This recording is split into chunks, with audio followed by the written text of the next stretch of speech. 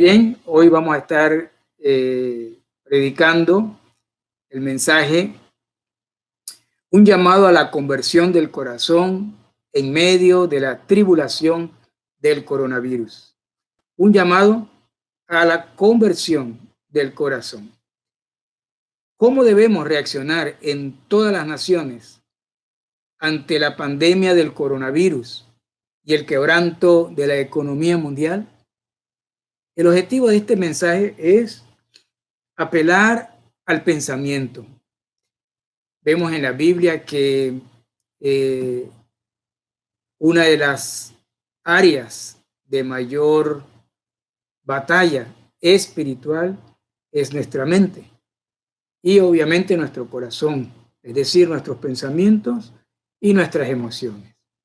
Hoy estaremos incursionando en la primera epístola de Pablo, en la primera carta de Pablo a los tesalonicenses. Vamos a buscar el capítulo 1 de primera de Tesalonicenses y vamos a leer esa porción del capítulo 1, versículos 2 al 10. Como les decía, este mensaje tiene como objetivo ponernos a pensar sobre lo que se desarrolla de manera colectiva en el mundo entero. Hoy día estamos sufriendo la pandemia del coronavirus, pero mañana, otro día, el mundo podría estar sufriendo una gran aflicción de otra forma. Pero hay un detalle, que una de las cosas donde se trabaja mucho a nivel de las élites, a nivel de los que proponen los pensamientos o las filosofías, para que entonces la raza humana tenga una tendencia a un comportamiento X. De aquí nacen las revoluciones, de aquí nacen los movimientos, las tendencias, las propuestas sociales. Entonces la iglesia cristiana, que tiene la verdad del evangelio, tiene que también discernir y entender las corrientes de pensamientos que aparecen, que tratan de dominar. Y muchos de los casos, también por no tener una claridad, muchos creyentes se dejan dominar del pensamiento social, un pensamiento que no apunta a la fe cristiana. Y de marco, de fondo, nos va a ayudar a pensar lo que nos enseña la palabra de Dios en primera de los Tesalonicenses, capítulo 1. Voy a leer corrido del 2 al 10.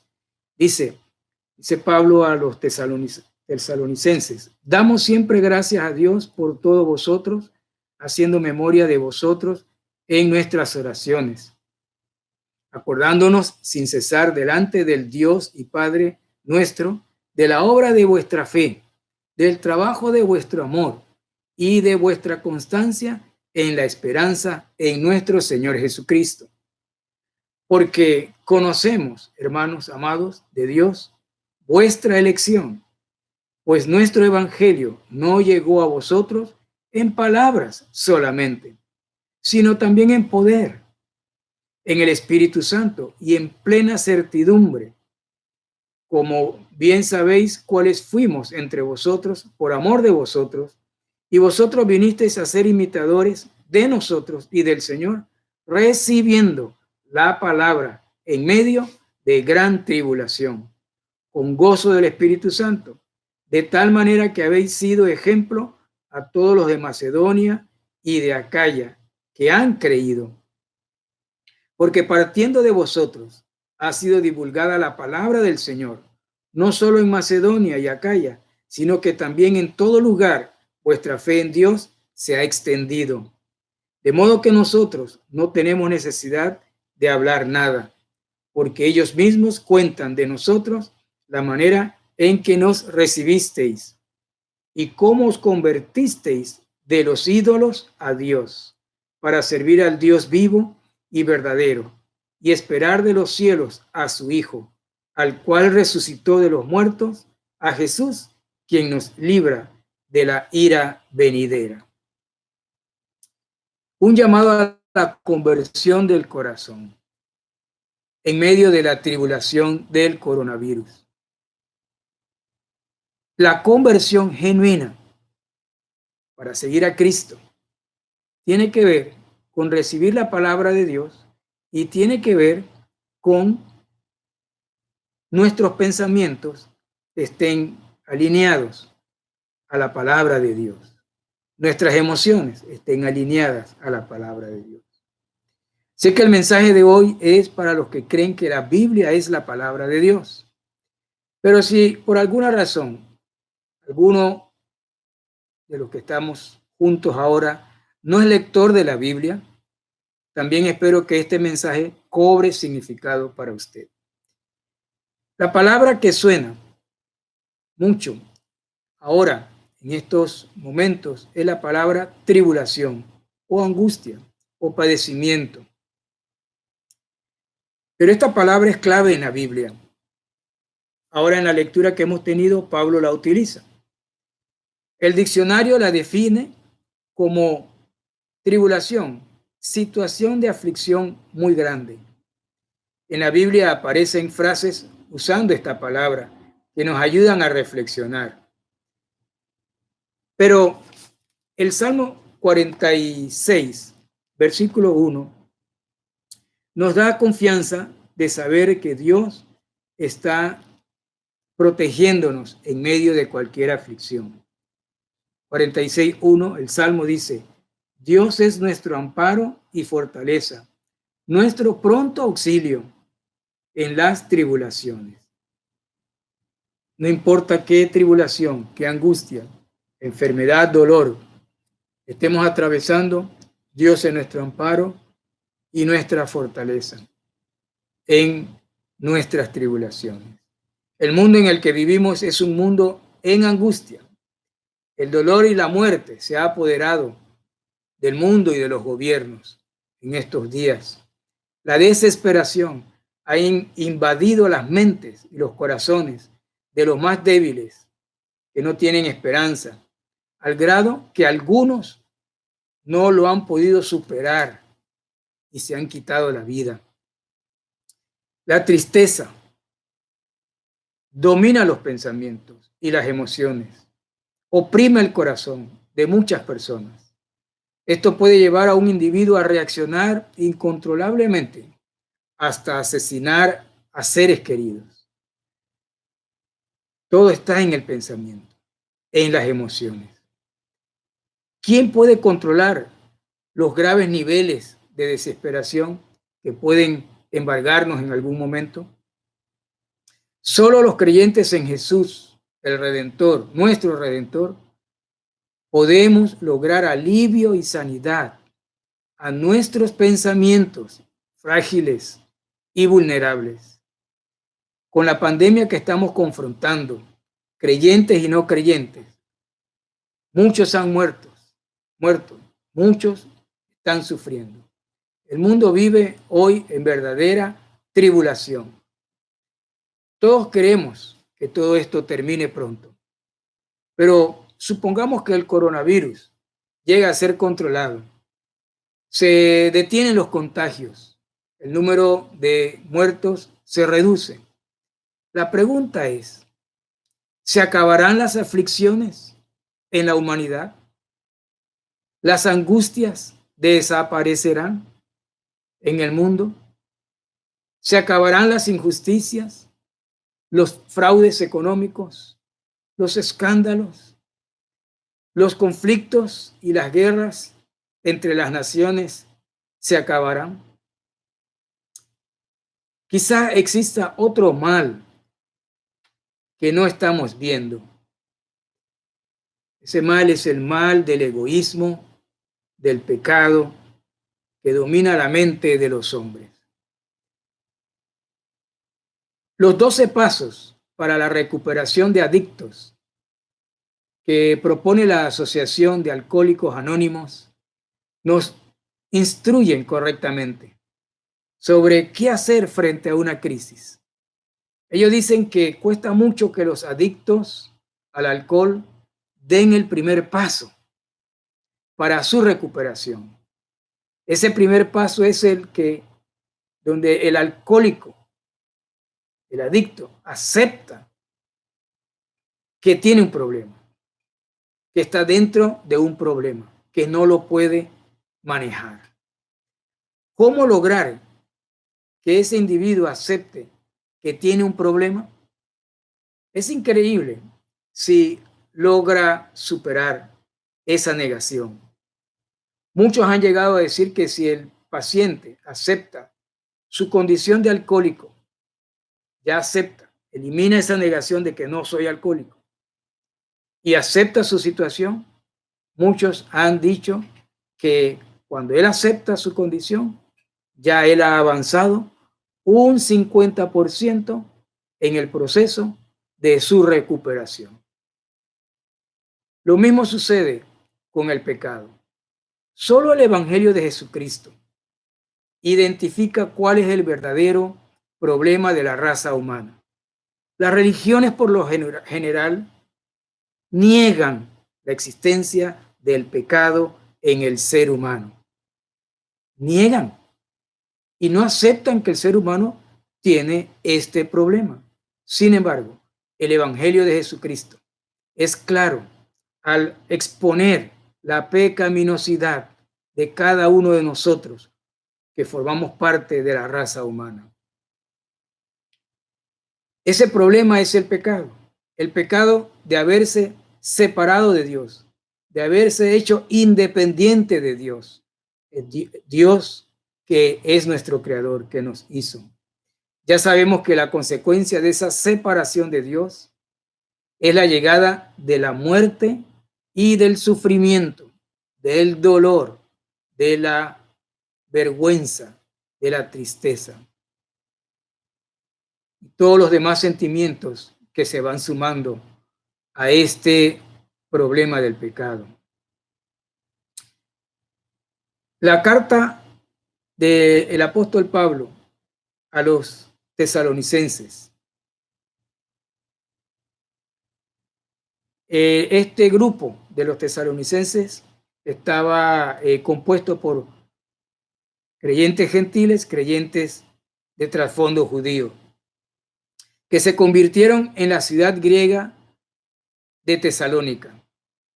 En esta epístola se toca el tema de pasar por momentos de angustia o de algún padecimiento, de alguna prueba. Pablo sufrió tribulación en Tesalónica al desarrollar su ministerio. Espero que podamos aprender de aquella experiencia de Pablo. También en esa epístola, Pablo incluye algo del tema de la gran tribulación profetizada para el fin de los tiempos. No es el propósito revisarlo ahora, pero podemos aprender de esta experiencia del apóstol Pablo. Veremos 3 puntos importantes para hoy.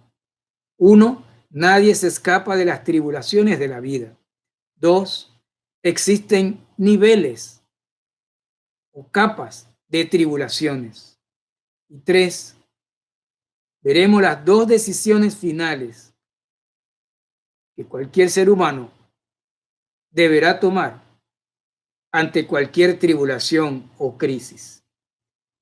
Lo primero, nadie se escapa de las tribulaciones de la vida. Desarrollemos este punto. Letra A, las tribulaciones del apóstol. Aquí en esta epístola, capítulo 1, dice el versículo 5 y 6, pues nuestro evangelio no llegó a vosotros en palabras solamente, sino también en poder, en el Espíritu Santo y en plena certidumbre, como bien sabéis cuáles fuimos entre vosotros, por amor de vosotros, y vosotros vinisteis a ser imitadores de nosotros y del Señor, recibiendo la palabra en medio de gran tribulación. En el capítulo 3, versículo 4, hablando de tribulaciones, Pablo agrega, dice, porque también estando con vosotros, os predecíamos que íbamos a pasar tribulaciones, como ha acontecido y como lo sabéis. Estamos entonces en Tesalónica, aproximadamente el año 52 después de Cristo, fecha que se registra o aparece esta carta. Pablo llegó a Tesalónica guiado por Dios. Habían pasado 20 años de la resurrección de Jesús y estaba Pablo dedicado por entero a la predicación del Evangelio de Jesucristo, de su muerte, su sepultura y su resurrección como un hecho transformador. Pablo mismo tuvo un encuentro con Jesús, con el Jesús resucitado.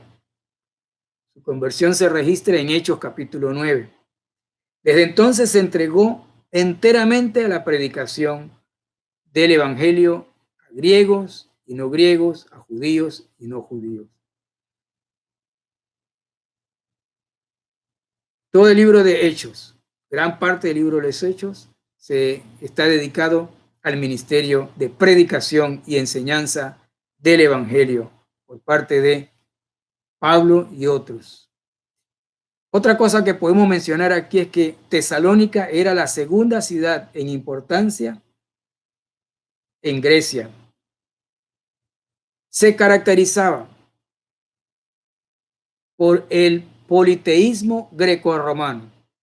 La corriente del pensamiento helénico, originado desde la época de Alejandro Magno, predominaba en la vida y en la mentalidad de los ciudadanos de Tesalónica, ya por 300 años aproximadamente. En ese contexto de las ideas se mantenía la pugna de los pensamientos, por un lado, idealistas del filósofo Platón, y por otro lado, la tendencia de los pensamientos materialistas propuesta de Aristóteles. La gente luchaba entre los valores espirituales y los valores de los placeres de la carne. Se preguntaban si podía existir alguna fuente de una verdad absoluta, porque las opiniones se encontraban. Pero siempre la pregunta es, ¿hay algún origen de la verdad? ¿Alguna fuente de la verdad absoluta? Ese era el ambiente en el que Pablo llegó a Tesalónico a predicar.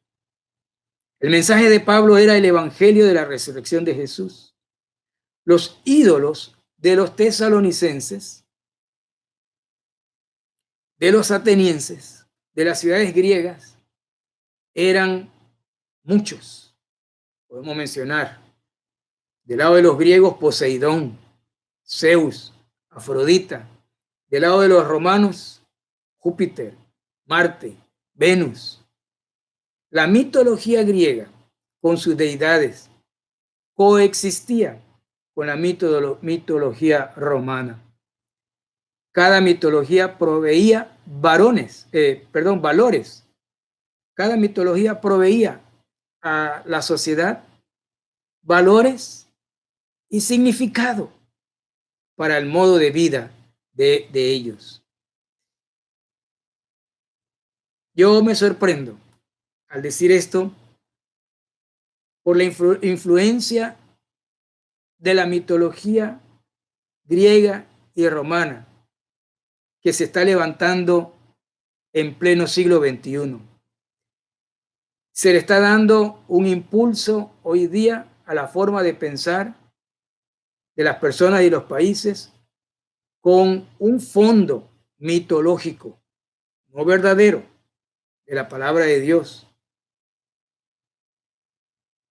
resurgiendo los valores y los significados de la vida de la tendencia helénica y románica. Pongamos cuidado a las líneas de pensamiento, porque según la Escritura, proféticamente hablando, en los días futuros, las naciones europeas, contrafondo del imperio griego y del Imperio Romano, tendrán cierto control o un gran control junto con otras naciones europeas sobre la vida de la humanidad, tanto para lo político, lo social, lo filosófico, también como lo bélico y lo económico. Por eso esto es importante. Leí hace apenas unos días que hace 3 años, en el 2017, un movimiento de ciudadanos griegos promueven la corriente helénica politeísta y que este movimiento fue oficialmente reconocido como religión libre por el gobierno de Grecia, a expensas de la oficial Iglesia Ortodoxa griega. Muchos no saben que el nombre oficial de Grecia no es Grecia, sino República Helénica, lo cual le hace mantener el vínculo con las tendencias helénicas que propuso Alejandro Magno hace ya 2300 años. Esto puede parecer inofensivo, pero es el resurgimiento helénico con los que Pablo se enfrentó en Tesalónica en el año 50 después de Cristo. Debemos poner atención a estos movimientos que quieren reivindicar las tendencias de acercamiento a las deidades como Horus, Zeus, Venus y otras de origen greco-romano. Las élites de varios gobiernos están abrazando estas corrientes. Movimientos fuertes se están levantando con la filosofía para mantener al hombre como centro, de una manera en su expresión politeísta. Países como Brasil, Canadá y Estados Unidos están recibiendo estas propuestas o este movimiento cada vez con mayor participación, personas que se van uniendo. Tesalónica es un modelo como escenario para la predicación. Tesalónica es un escenario en el que la predicación de Pablo se dio por entero, con tremendo resultado. Pero esta epístola nos presenta también un escenario o un llamado a ver nuestros escenarios del siglo XXI en que la iglesia, los creyentes, proponentes y predicadores del evangelio de salvación en Cristo Jesús, nos encontramos estos escenarios que son muy parecidos a los que estamos viendo aquí con la epístola a los tesalonicenses. La predicación del evangelio por parte de la iglesia cristiana se estará encontrando con nuevos desafíos en la manera de pensar de la gente. En ese contexto llega Pablo con Silas y Timoteo a predicar de Jesús resucitado a Tesalónica. Pablo llegó una vez al panteón griego en Atenas, la otra ciudad, a ciertos kilómetros allí. Allí predicó con mucha sabiduría y inteligencia. En el libro de Hechos, capítulo 17, se registra esa experiencia. Allí leemos que la predicación de Pablo en el panteón griego decía lo siguiente: varones atenienses, en todo observo que sois muy religiosos.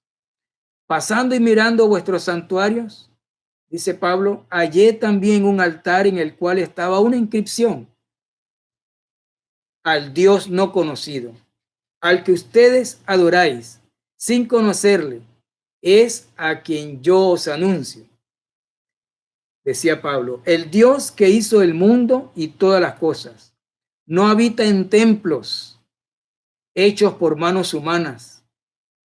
Manda que todos se arrepientan, porque ha establecido un día cuando juzgará al mundo justamente por medio de Jesús, a quien resucitó de los muertos. Algo así también Pablo predicó en Tesalónica. Letra B. Las razones de las tribulaciones en Tesalónica. ¿Por qué entonces Pablo dice en medio de las tribulaciones? Él está compartiéndonos del siglo XXI que anunciar a Jesucristo traerá tribulaciones a la iglesia. La predicación de Pablo le costó encarar gran tribulación. Miren el versículo 6. Dice que ustedes recibieron la palabra en medio de gran tribulación. Ese término allí en este versículo 6 no es profético, es descriptivo. El contexto nos lo dice. Pablo más abajo le llama la gran oposición. Capítulo 2, versículo 2. Dice, pues habiendo antes padecido y sido ultrajados en Filipos, como sabéis, tuvimos de nuevo en nuestro Dios para anunciaros el evangelio de Dios en medio de gran oposición. La predicación de Pablo fue en medio de una gran oposición. La razón de esta tribulación fue la predicación del evangelio. La fe de la iglesia incluye que debemos estar dispuestos a sufrir por la verdad del evangelio. Y aún más, en estos días de cambios en la vida de nuestros países, en todo el mundo, tenemos que tener en cuenta que si vamos a hacer una iglesia que predica la verdad del evangelio a tiempo y fuera de tiempo, porque creemos en Jesucristo, nuestro Salvador, el resucitado, y creemos que es necesario predicarlo al mundo, experimentaremos padecimiento, tribulación, por causa de la predicación del evangelio. Filipenses, capítulo 1, versículo 29. Porque a vosotros os es concedido a causa de Cristo, no solo que creáis en él, sino también que padezcáis por él. Dios quiere usar a la iglesia cristiana, quiere usarte a ti, quiere usarme a mí. Pero estamos no solamente para creer en Jesús, estamos también puestos para padecer por causa de Jesús. A eso se refería Pablo con gran tribulación, gran oposición. Letra C, la recompensa de sufrir por el evangelio. Dios usó con poder a Pablo dándole éxito en su misión. Ahí lo vemos, versículo 5 de Primera de Tesalonicenses y versículo 9. Dice que ellos con plena certidumbre de fe recibieron la palabra. Y el versículo 9 dice que recibieron la palabra y se convirtieron a Cristo. Es decir, que cambiaron su filosofía, su manera de ver la vida. Su politeísmo fue dejado de lado. Versículo 9 dice, porque ellos mismos cuentan de nosotros la manera en que nos recibisteis y cómo os convertisteis de los ídolos a Dios para servir al Dios vivo y verdadero. La transformación, cuando se opera una verdadera conversión en el corazón, es lo que dice allí, os convertisteis para servir al Dios vivo y verdadero. El servicio como un esclavo al señorío de Cristo es evidencia de una conversión que ha tomado lugar en el hombre de fe que ha depositado su confianza extrema en Cristo a tal grado de servirle, como Pablo está sirviendo en Tesalónica con la predicación. Dios usó con poder a Pablo y fue evidente, fue registrado aquí en esta epístola. Hermanos, tenemos un evangelio de poder que transforma vidas. Una persona que acepta la verdad del evangelio, su vida será transformada, no para servir a otra religión o a otros dioses, sino para servir a Jesucristo, el Rey de Reyes, Señor de Señores, Creador del universo, que hizo los cielos y la tierra, y que transforma nuestra vida y crea en nosotros una nueva criatura, una nueva naturaleza de amor y de servicio. La transformación llega cuando las personas dejan de oír a sus dioses y deidades y, sabiéndolo o no, usurpan el lugar que corresponde solo a Dios, el único y soberano Dios. Sabiéndolo o no, estas deidades que ellos siguen y mantienen en su corazón y en su mente, están usurpando el lugar que le corresponde al Dios verdadero. Están usurpando el trono de Dios, único y soberano Dios, creador del cielo y de la tierra.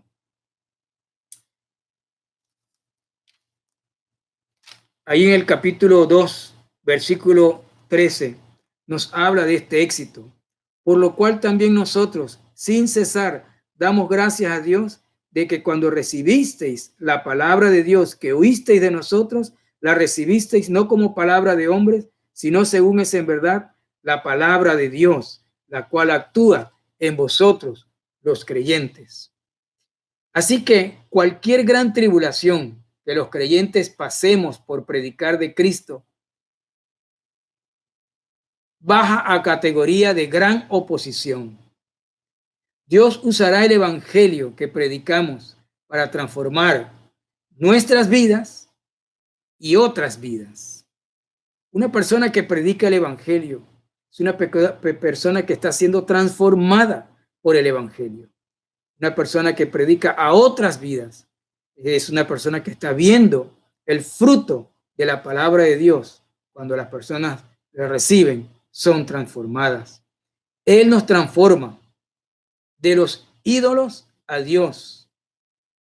Esto es transformarnos como de la noche al día, de las tinieblas a la luz admirable. Primera de Pedro 2:9 dice que nosotros hemos sido transformados a su luz admirable. Primera de Pedro 2:9, mas vosotros sois linaje escogido, real sacerdocio, nación santa, pueblo adquirido por Dios, para que anunciéis las virtudes de aquel que os llamó de las tinieblas a su luz admirable. Hemos sido trasladados. Antes, en nuestra condición de pecador, éramos hijos de las tinieblas. En nuestra condición ahora de hijo de Dios, de transformados por el poder de Dios, salvos por la gracia de Dios, ahora hemos sido trasladados a la luz, al reino de luz, al reino de su amado Hijo. Colosenses capítulo 1:13 lo dice, el cual nos ha librado de la potestad de las tinieblas y trasladado al reino de su amado Hijo. Antes éramos esclavos de Satanás, hijo de Satanás, pero ahora nos ha librado de esa potestad, de ese señorío, y nos ha trasladado al reino de su amado Hijo. Gloria a Dios. Somos hijos de luz. Estamos en el reino de luz. Él nos ha transformado de los ídolos a Dios, de la noche al día, de las tinieblas a la luz. Pertenecemos a la luz de Cristo. Nuestro segundo punto es: existen niveles de tribulaciones. Vamos a hablarlo así para un mejor entendimiento. hay lo que es la leve tribulación, hay lo que es antes de la gran tribulación y hay lo que es la gran tribulación. Veamos lo que es la leve tribulación. Primera de Tesalonicenses 3:4. Dice, hablando de esto, dice, porque también estando con vosotros, os predecíamos que íbamos a pasar tribulaciones, como ha acontecido y sabéis. El apóstol Pablo nos enseña que los que somos de la fe de Jesús nos enfocamos en Jesús, en su resurrección y no en las cosas que pertenecen a este mundo.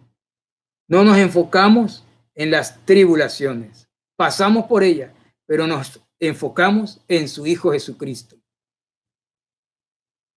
¿Sabe usted qué hay arriba del mundo? ¿Qué hay arriba del mundo? ¿Sabía usted? Romanos capítulo 3, versículo 19. ¿Qué hay arriba del mundo? Romanos capítulo 3, 19 dice, pero sabemos que todo lo que la ley dice, lo dice a los que están bajo la ley, para que toda boca se cierre y todo el mundo quede bajo el juicio de Dios. ¿Qué hay arriba del mundo? El juicio de Dios. ¿Qué hay abajo del juicio de Dios? El mundo. Muy diferente al estatus o a la posición en la que se encuentra la iglesia de Jesucristo, que estamos en el mundo, pero no somos del mundo. ¿Sabe usted qué hay arriba de la iglesia? ¿Qué hay arriba de la iglesia? ¿Qué hay arriba de los hijos de Dios?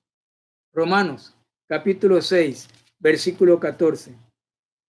Dice, porque el pecado no se enseñoreará de vosotros, pues no estáis bajo la ley, sino bajo la gracia. ¿Sabe usted qué está arriba de la iglesia? La gracia de Dios, cubriéndonos como un paraguas, protegiéndonos de toda tribulación, de toda artimaña de Satanás.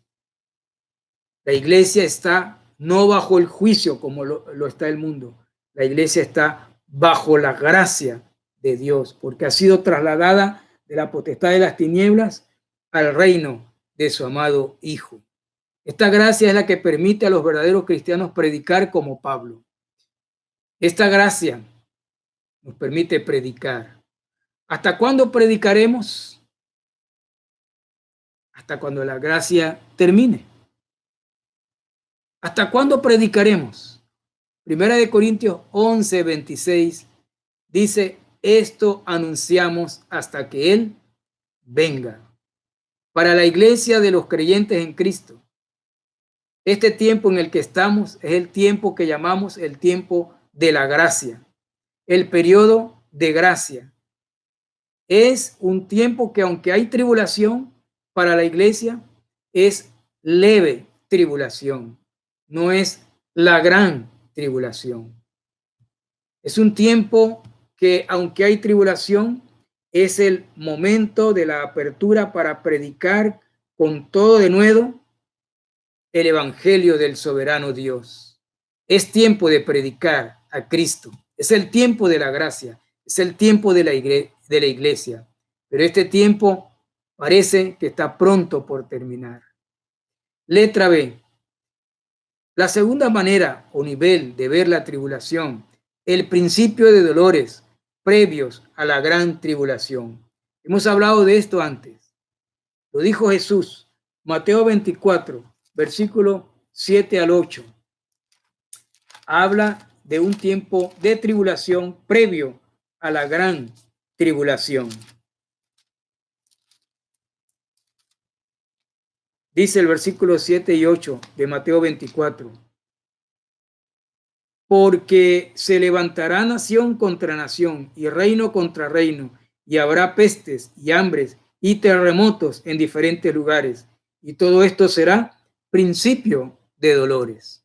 Es la tribulación previa a la gran tribulación. Apocalipsis se encarga de hablarnos más de esto. Este nivel es el que nos introduce directo a los tiempos proféticos relacionados con la venida de Cristo y mostrados por el libro de Apocalipsis. La iglesia tiene una responsabilidad de mantenerse tranquila y de manera sobria mientras se acercan aquellos días. Allí en Tesalonicenses el apóstol Pablo le dice a la iglesia de Tesalonicenses, capítulo 5, versículo 4 al 6. Mas vosotros, hermanos, no estáis en tinieblas para que aquel día os sorprenda como ladrón, porque todos vosotros sois hijos de luz e hijos del día. No somos de la noche ni de las tinieblas. Por tanto, no durmamos como los demás, sino velemos y seamos sobrios. El término sobrio es, según el diccionario, estemos moderados, discretos, en especial en nuestra forma de hablar o de comunicarnos, de movernos y en nuestras costumbres. Seamos sobrios, hoy más que nunca. La gente tiende a ser demasiado explosivo, sensacionalista, otros demasiado pasivos y decir o mostrar indiferencia ante lo que está sucediendo. Nosotros, en el balance, con sobriedad, podemos hablar sin pasiones extremas, pero con sabiduría e inteligencia, el Evangelio de Jesucristo. ¿Hasta cuándo Cristo señala o cuando Cristo señala los tiempos de la gran tribulación? Él indica, sería el otro nivel, el tiempo o el nivel de la gran tribulación. Mateo 24, 21. Y ya lo hemos hablado antes, pero es importante recalcarlo, porque vendrán tiempos peores que el que estamos viviendo. Entonces, van a tratar de decirle a la humanidad que no se preocupen, que tal, lo que sea. Pero vendrán tiempos peores, llamado por la Biblia la gran tribulación. Y está descrito de esta forma, muy claramente, dice Jesús, porque habrá entonces gran tribulación, cual no la ha habido desde el principio del mundo hasta ahora, ni la habrá. Serán los días más difíciles de la historia de la humanidad. Y eso pronto estará desarrollándose. Tanta maldad acumulada en el planeta, tanta rebelión de los hombres contra Dios, tanto politeísmo religioso, tantos ultrajes a la pureza, a la bondad, tantos escándalos, guerras, actos infrahumanos perpetrados contra la raza humana y contra la naturaleza, contra Dios, que el juicio de Dios es inminente. Por eso Jesús habló de la gran tribulación. Los hombres han amado más las tinieblas que a Dios. Las obras de los hombres son egoístas y perversas e intolerables ante un Dios que es santo y ante un Dios que amó a través de Jesús para darnos perdón y está esperando que le recibamos para que recibamos ese perdón. Pero la arrogancia de muchos, la altivez, el ateísmo burlesco y la insensibilidad para amar al prójimo es la razón para este juicio, el juicio de la gran tribulación. Gracias a Dios por darnos Primera de Tesalonicenses, porque aquí tenemos promesa y tranquilidad para la iglesia cristiana. Primera de Tesalonicenses 1:10 y esperar de los cielos a su Hijo, al cual resucitó de los muertos, a Jesús, quien nos libra de la ira venidera. Allí mismo, segunda de Tesalonicenses. Segunda de Tesalonicenses, pase una página. Capítulo 1, versículo 7. Y a vosotros que sois atribulados, daros reposo con nosotros cuando se manifieste el Señor Jesús desde el cielo con los ángeles de su poder. Él ha reservado un gran reposo para la iglesia cristiana. Pasamos otra vez a 1 de Tesalonicenses. Ahora el capítulo 4, versículo 17. Luego nosotros, los que vivimos, los que hayamos quedado, seremos arrebatados juntamente con ellos en las nubes para recibir al Señor en el aire, y así estaremos siempre con el Señor. Nuestro próximo paso es estar con el Señor. Tercer y último punto, las dos decisiones finales que el hombre puede tomar ante cualquier tribulación o crisis. O se queda en el ámbito humano, decide quedarse en el ámbito humano, o decide caminar en el ámbito de la salvación, del perdón, de la protección, de la provisión de Dios, del acompañamiento de Dios. Dos decisiones finales ante las aflicciones de la vida. Dos decisiones finales que el hombre puede tomar ante cualquier tribulación o crisis. Veremos dos tipos de personas en el tema de la fe: los que reciben a Dios y los que no lo reciben. Así ha sido todo el tiempo. Así es también hoy. Los que le reciben y los que no le reciben. Aquí en el capítulo 1, versículo 4 de Primera de Tesalonicenses, dice: porque conocemos, hermanos amados de Dios, vuestra elección, vuestra decisión. Versículo 6. Vinisteis a ser imitadores de nosotros y del Señor, recibiendo la palabra. Recibieron la palabra. Versículo 9. Ellos cuentan la manera que nos recibisteis y os convertisteis de los ídolos a Dios para servir al Dios vivo y verdadero.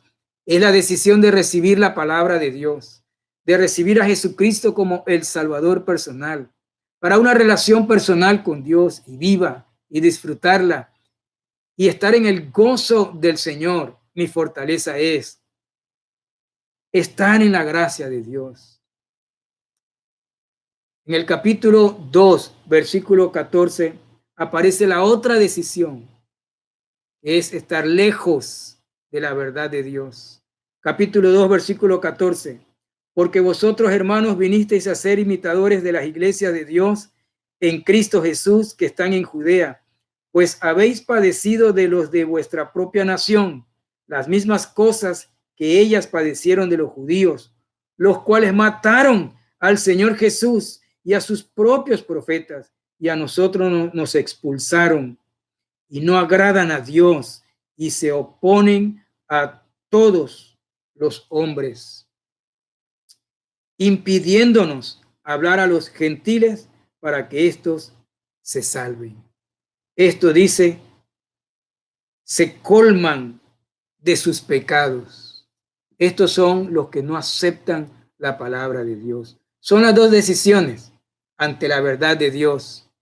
Y la iglesia cristiana tiene que entenderlo. Predique el evangelio, pero sepa que unos decidirán por recibir la palabra de Dios, pero otros no recibirán la palabra de Dios.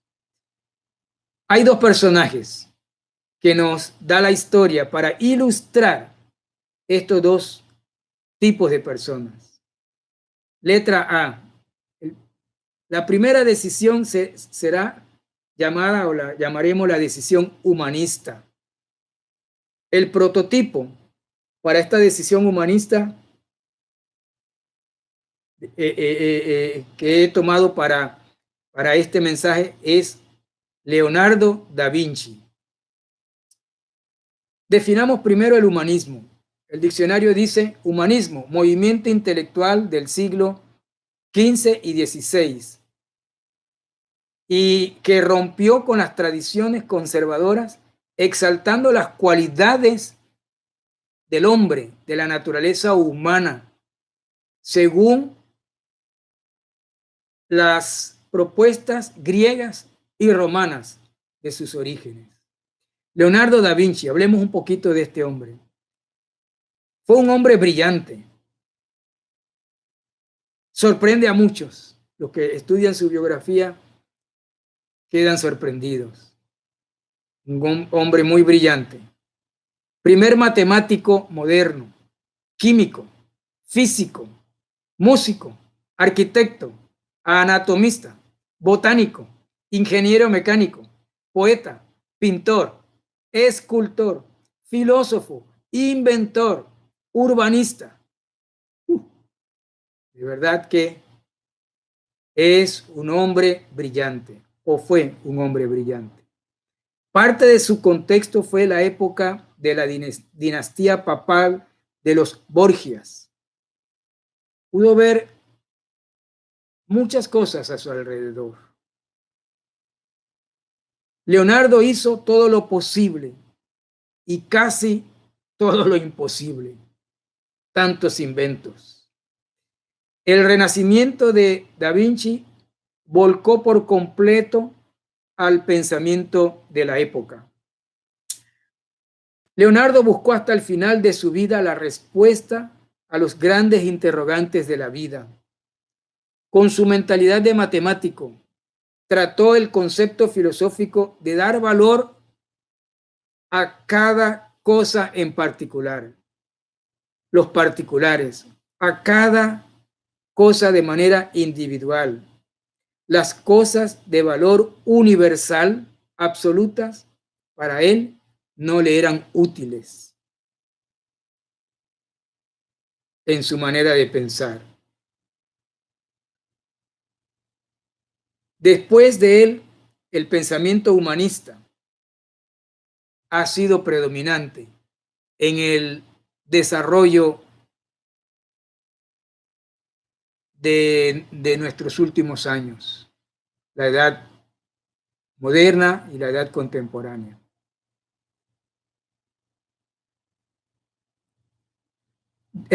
Esto significa que cualquier hombre en particular puede hacer todo, según el pensamiento humanista, o casi todo, lo que le plazca, sea bueno o sea malo, según su criterio particular o individual. No hay otra referencia para que ese individuo se desarrolle o viva. Solamente lo particular, su opinión. No hay un absoluto que lo dirija. En estos momentos de crisis de salud y de catástrofe económica, el hombre también se encuentra en la búsqueda del significado de los valores, de las respuestas y de la vida misma. Desde los años 1500,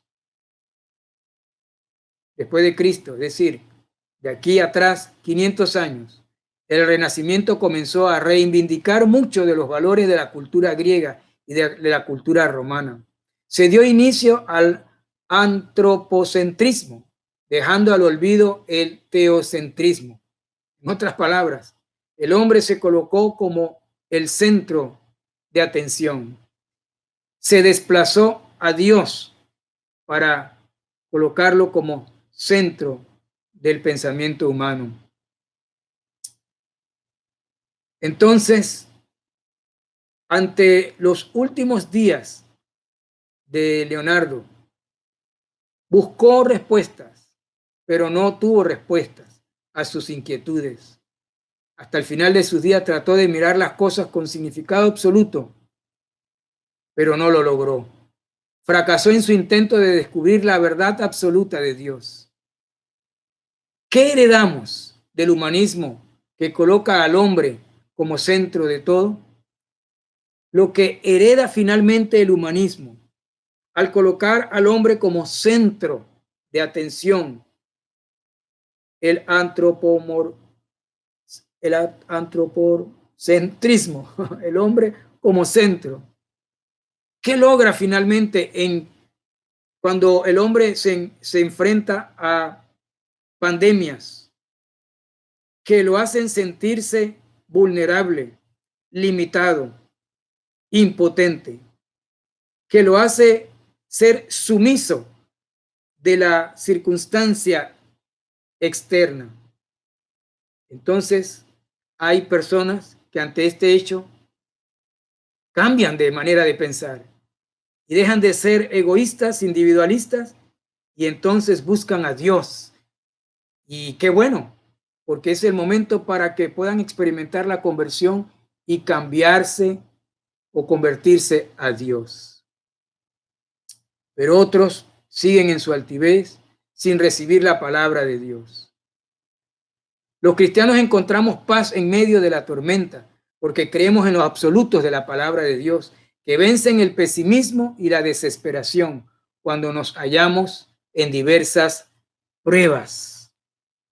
Los cristianos tenemos pruebas, los no cristianos tenemos pruebas, pero el Espíritu Santo dentro del creyente vence el pesimismo, vence la desesperación.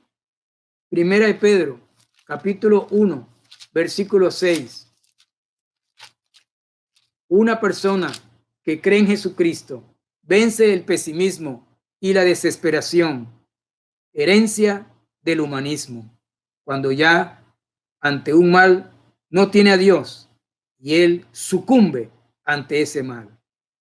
Primera de Pedro 1:6 dice: en lo cual vosotros os alegráis, aunque ahora por un poco de tiempo, si es necesario, tengáis que ser afligidos en diversas pruebas.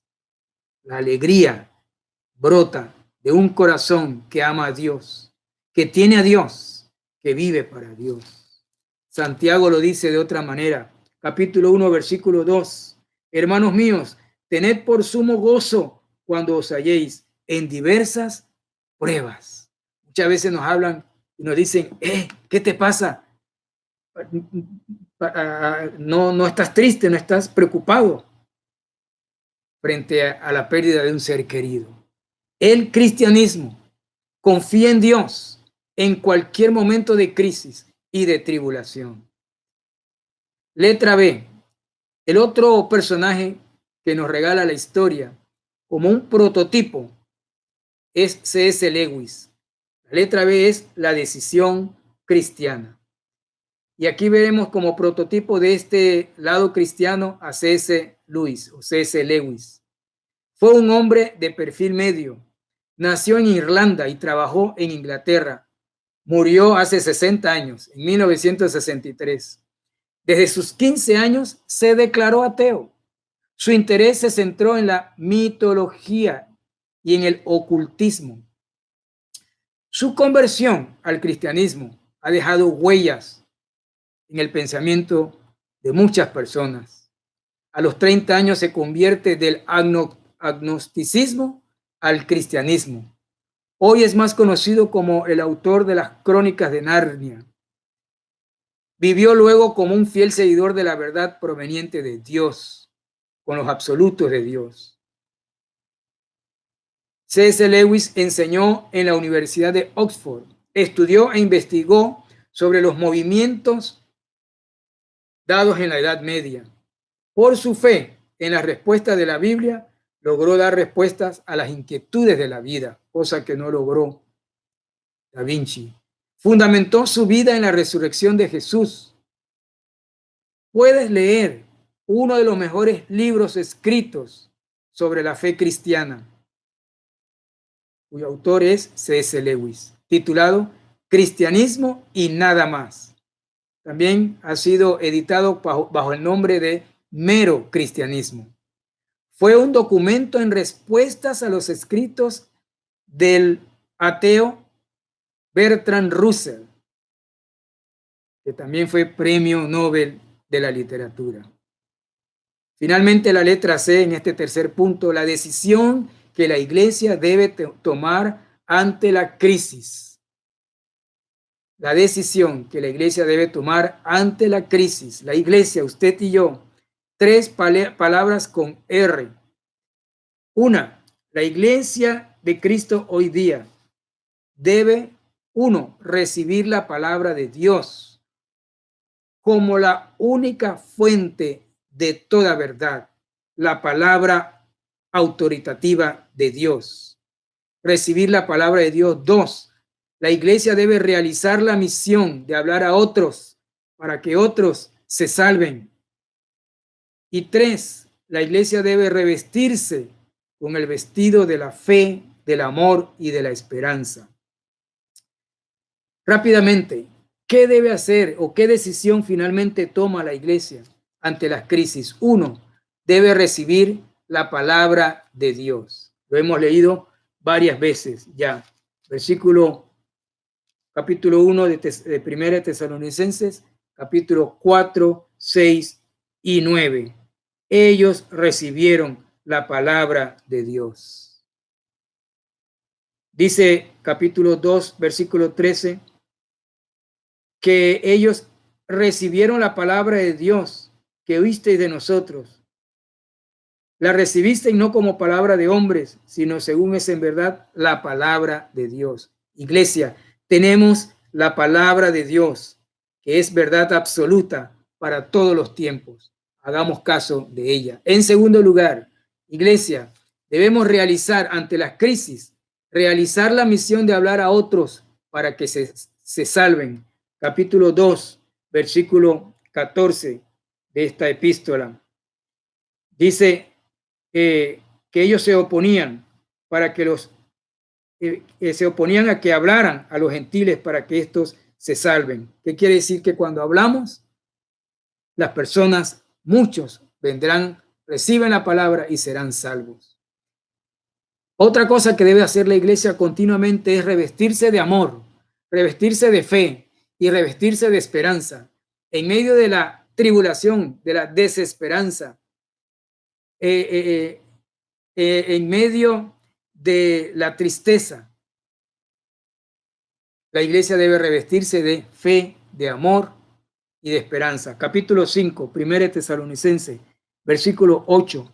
Pero nosotros que somos del día, seamos sobrios, habiéndonos vestido con la coraza de fe y de amor, y con la esperanza de salvación como yelmo, porque no nos ha puesto Dios para ira, para desesperanza, sino para alcanzar salvación por medio de nuestro Señor Jesucristo.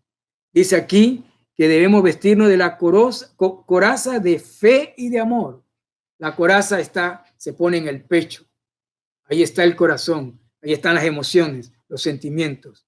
Fe y amor debe llenarnos, no los sentimientos de desesperanza y de pesimismo. Nuestra coraza de fe y de amor nos protege nuestras emociones y nuestros sentimientos. Pero dice, debemos vestirnos también y colocarnos la esperanza de salvación como yelmo.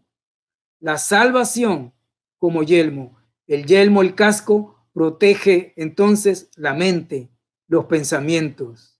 La paz de Dios guardará vuestros pensamientos y vuestros corazones en Cristo Jesús. El hombre, aún en medio de la pandemia que estamos viviendo, solo tiene dos opciones. O se coloca en sus propias ideas como guía y centro de su vida, o se coloca en las enseñanzas del Maestro y Señor Jesucristo como guía y centro de su vida. Conclusión. Concluyamos por hoy. Es el momento de invitar a todos los hombres a que vengan al conocimiento de Dios. El hombre actual que está lejos de Dios debería sentirse invitado a acercarse a conocer a Jesús, a quien Dios designó para salvación y perdón, levantándole y resucitándole de entre los muertos. y así, creyendo, tenga vida eterna. Segunda conclusión. La iglesia tiene que entender que el origen de todos los males es el pecado. Génesis capítulo 3. Cuando el hombre le da la espalda a Dios, Dios lo echa de su presencia fuera del paraíso. Entonces el hombre comienza a experimentar muerte, desesperanza. Pero la fe en Cristo nos trae de regreso a Cristo, a estar bajo el cuidado de la gracia de Dios. Bajo esa frase, y Jehová el Señor estaba con José. Y Jehová el Señor estaba con su Hijo Jesucristo. Y Jehová el Señor, mi buen pastor, nada me faltará, estará conmigo. La guerra contra el coronavirus es un mal, pero no es el único mal. El verdadero mal tiene origen en el pecado de la desobediencia, representado en Adán y Eva, y repetido esa desobediencia hasta nuestros días. Tercera y última conclusión. Tenemos que vestirnos. Iglesia de Dios, tenemos que vestirnos de esas tres virtudes: la fe, el amor y la esperanza. La fe. Dice Hebreos 11:6, sin fe es imposible agradar a Dios. El amor, dice 1 Corintios 13:13, y ahora permanecen la fe, la esperanza y el amor, estos tres, pero el mayor de ellos es el amor. Y la esperanza, Colosenses 1:27, que es Cristo en vosotros, la esperanza de gloria. A los creyentes de la iglesia actual y de la iglesia global de Cristo, puedo animarles y exhortarles a dejar el pesimismo y la desesperación y vestirse del mejor vestido con el que te puedes vestir: fe, confianza en Dios y en su palabra, el amor y la esperanza en nuestro Señor Jesucristo. Oremos. Padre nuestro, te damos gracias por tu misericordia. Señor, llénanos de esa fe y de esa confianza, que podamos ser llenos de amor y dar amor a los que le falta amor. Y Señor, que vivamos con la esperanza en nuestro Señor Jesucristo, de que estaremos con Él siempre. Te damos gracias. Bendícenos en el nombre de Cristo. Amén.